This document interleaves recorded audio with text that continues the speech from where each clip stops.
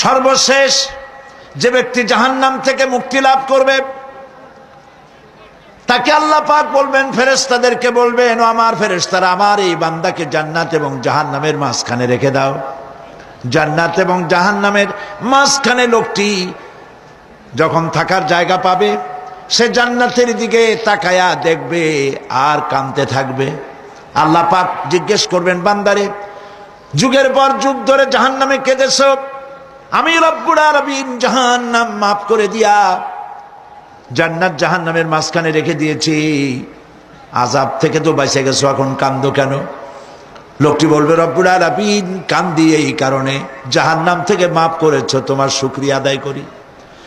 জান্নাত তো আমার কপালে নাই, কিসমতে নাই, কিন্তু জান্নাত আমি এখান থেকে দেখতে পাচ্ছি, জান্নাতের সুঘ্রাণ আমার নাকে আসতেছে, কপালে নাই যাওয়ার। আমি কাঁদি এই জন্য, তুমি যদি মেহেরবানি করে আমাকে জান্নাতের দরজার কাছে একটু দাঁড় করায় দিতা, প্রাণ ভরে তোমার জান্নাতের দৃশ্যটা একটু দেখতাম। আল্লাহ পাক তার আরজি পূরণ করবেন, বলবেন, যাও, ফেরেশতাদের বলবেন, এর জান্নাতের দরজার কাছে দাঁড় করায় দাও। জান্নাতের দরজার কাছে দাঁড়িয়ে লোকটি আবার কান্না শুরু করবে। আল্লাহ পাক প্রশ্ন করবেন, এবার কান্দো কেন? লোকটি বলবে, রব্বুল আলামিন কান্দি এই কারণে, জান্নাতের এই দরজায় দাঁড়ায়া জান্নাতের অফুরন্ত নেয়ামত কিছুই ভালো করে দেখা যায় না, শুধু অল্প জায়গা দেখি। যদি তুমি আমারে দয়া করে জান্নাতের মাঝখানে দাঁড় করায় দিতা, চতুর্দিকে তাকায়া তাকায়া দেখা কলিজারে ঠান্ডা বানাইতাম।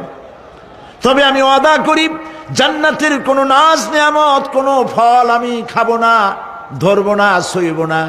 একটুখানি মেহেরবানি করে মাঝখানে দাঁড় করাইয়া দাও, জান্নারে ঠান্ডা করি। আল্লাহ রব্বুল আলামিন ফেরেশতাদের বলবেন, আমার এই বান্দারে জান্নাতের মাঝখানে দাঁড় করাইয়া দে। আল্লাহর নবী বলেন, জান্নাতের মাঝখানে দাঁড়িয়ে লোকটি আগের চাইতে আরো জোরে চিৎকার মেরে কাঁদতে থাকবে। আল্লাহ পাক বলবেন, বান্দারে কি হলো তোর? দরজার কাছে আসতে চাইছিলে, আইনা দিলাম। আবার এবার মাঝখানে আসতে চাইছো, তাও এনে দিয়েছি, আবার কান্দো কেন? লোকটি বলবে, রব্বুল আলামিন এবার কান্দি এই জন্যে, তুমি যখন দয়া করে একটিবার জান্নাতের মাঝখানে এনে আমাকে দাঁড় করায় দিয়েছ, তুমি রহমান রহিম গফুরুর রহিম, এই জান্নাত থেকে আবার আর বাইর করে দিও না। আল্লাহ রাব্বুল আলামিন বলবেন, ও আমার বান্দারে, আমার এই জান্নাত তোর খুব পছন্দ হয়েছে নাকি?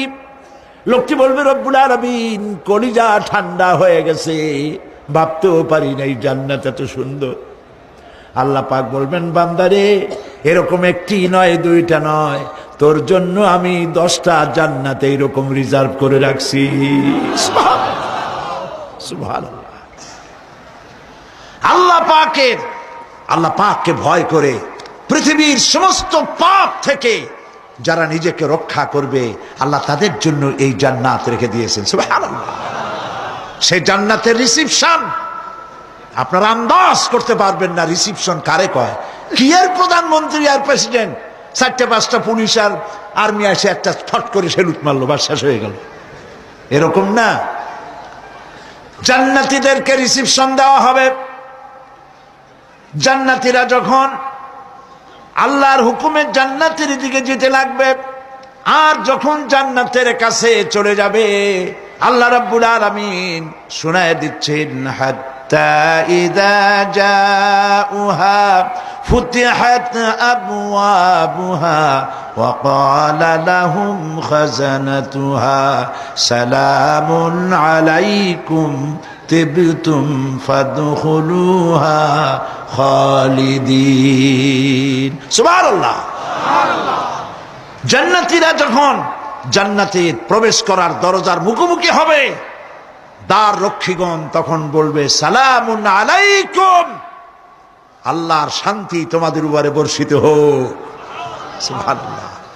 দুনিয়ার টাটকা টাটকা সুখগুলি 2 পা দিয়ে ঠেলে দিয়েছো, টাটকা সুখগুলি গ্রহণ করো নাই, হারাম খাও নাই, আল্লাহর দ্বীন কায়েমের জন্য রক্ত দিয়েছো, জীবন দিয়েছো, কষ্ট করেছো, আল্লাহকে ভয় করেছো, আমাদের সালাম গ্রহণ করো, জান্নাতের মধ্যে ঢুকে যাও চিরকালের জন্য। সুবহানাল্লাহ।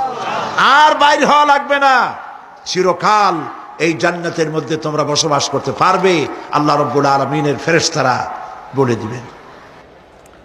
জান্নাতের মধ্যে আল্লাহ পাক হুরদের সঙ্গে জান্নাতীদের বিয়ের ব্যবস্থা করে দিবেন। কোরআনে কারিমে আল্লাহ পাক বলেন, মুত্তাকিইনা আলা সুরুজিম মাসফুফাতিন ওয়া যাওয়াজনাহুম বিহুরিন ঈন। সামনাসামনি ভাবে সাজানো সারা সারি